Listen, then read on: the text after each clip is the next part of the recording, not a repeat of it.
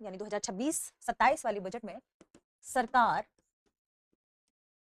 क्या बदल सकती है, क्या बदलाव ला सकती है। तो मेजर 3 बदलावों की बात चल रही है। पहला कि अब तक क्या करती थी सरकार, घाटे पे ध्यान देती थी, उसका जो फिजिकल डेफिसिट था, राजकोषीय घाटा था, वो उसे कम करने की शपथ लेती थी। अब सरकार का ध्यान कर्ज को कम करने पर आ गया है, यानी सरकार अब राजकोषीय घाटे को कम करने से, राजकोषीय घाटे को कम करने से आगे सोचेगी किस बारे में, कि उसका कर्ज कम हो, डेट रिडक्शन के बारे में सोचेगी सरकार, कर्ज को कम करने के बारे में सोचेगी, जिसे कहा जाता है डेट रिडक्शन।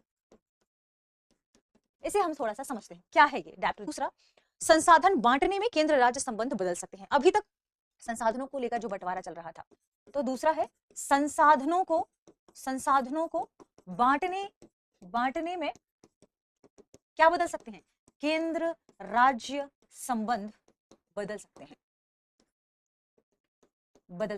ये भी आपको ध्यान रखना है, इंपॉर्टेंट सेगमेंट है ये भी था, ठीक है। केंद्र राज्य संबंधों में बदलाव हो सकता है, क्या होने वाली है सरकार, क्या। तीसरा कदम है, ध्यान रखें, वो ये है कि केंद्र सरकार की जो योजनाएं चल रही हैं, चाहे वो सेंट्रल स्पॉन्सर्ड स्कीम हो, चाहे वो सेंट्रल सेक्टर की स्कीम्स हो, तो केंद्र सरकारी योजनाओं में भी बड़ा बदलाव आ सकता है। केंद्र सरकार या केंद्र सरकारी